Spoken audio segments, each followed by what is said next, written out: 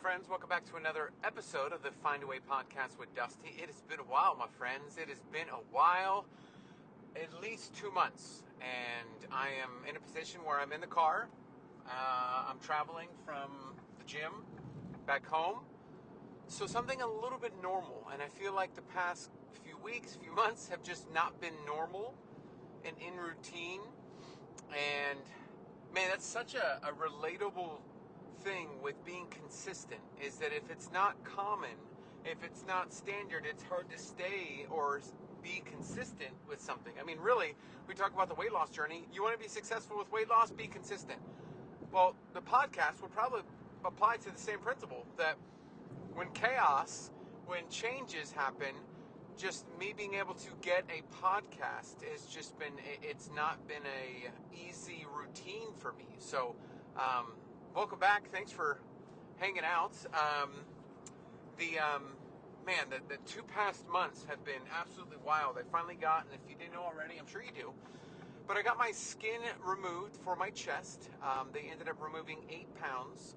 I'm currently 64 days in to the recovery, so I'm just past 2 months. I have not been cleared to work out yet. That is probably going to happen the second or third week of August, so I'm about three weeks away from being cleared. Today I did try to jog.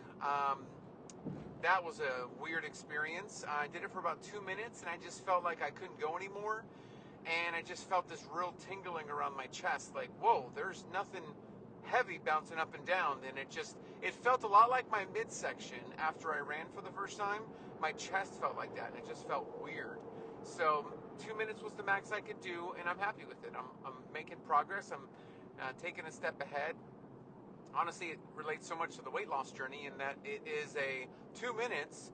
You can only jog for 2 minutes when you could run marathons before. Yeah, I'll take that, because I could barely walk a few weeks ago. Everything would hurt. So, just having that mentality of it being okay to take it one day at a time and make small steps. That's where the patience and consistency comes in. But I'm really kind of kicking it into high gear come September, because I do have a couple marathons that I plan on pacing and some half marathons and kind of getting back in the swing of things. But let me just talk about the skin surgery and how happy I am now that I'm kind of reflecting how happy I am with it.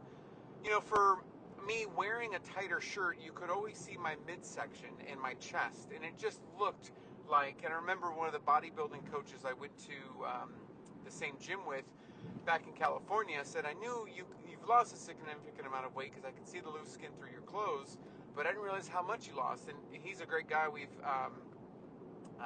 connected, and he's a really good coach, but that stuck with me. And so it's obvious that I've got loose skin through the clothes. And so my first surgery really kind of put that to rest, as far as, man, it's really obvious in a way.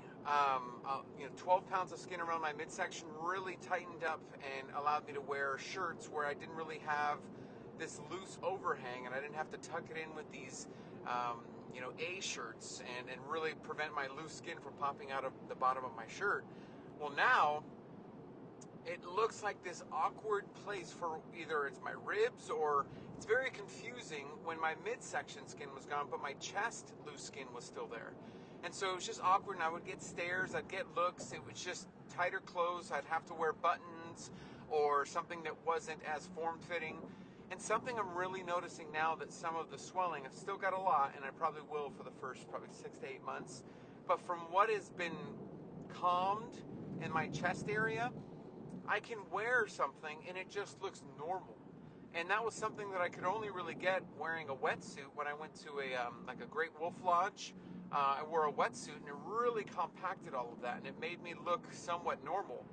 Well, all of a sudden now, with the skin the way it is, it just feels and looks normal. And I know I still have a ways to go in seeing that loose skin swelling go down, but some of the shirts that I wore before and how I'm wearing them now just look completely different. And my end goal is just to, it sounds so weird, just to be normal, but I'd like to just be able to go take off my shirt at the beach and not be a long stare, like, what in the world? Or be able to wear a shirt or a compression and not be a complete distraction or it obvious for, like, man, I could tell you've got loose skin. Like, it's just kind of that desire just to kind of fade within the crowd, because I've always been someone that's stuck out because of my weight. And so that desire just to be a nobody is weird. But it's part of what these two surgeries have really provided. So I'm really happy with the results. The nipple placements, a little off, but that's expected, especially with what they did. I had some puckering around my left chest area where it was like, oh my gosh, is this going to be so distorted and look weird that I'm not going to like it, or it's going to be weird to look at? But it seems to have settled down. Based on where I was at, this is really the best that I could ask for, and I'm really pleased with it. So just getting back in the swing of things.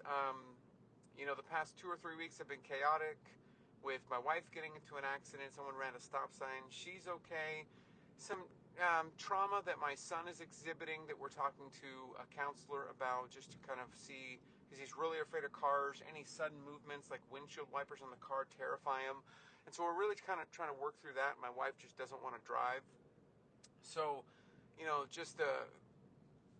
you want to help someone hurting, and coping and stress eating is such an easy thing to do. And so it's just like trying to find some smart, better ways to take care of ourselves and work through the stress. And my son went through like a reaction to amoxicillin. Whole body went out in hives. I was like, is this measles? It wasn't measles. It was a hand, foot, and mouth. It just, so many things we had to kind of battle and go through. And it's just like, man, no matter how much you conquer stress or things happening, it's like new forms come, and it's like tests you constantly. So just kind of working through all that, but really trying to stay consistent in the gym, working out, getting focused on really minimizing my swelling as much as I can, as soon as I can, and really just putting myself in a good position to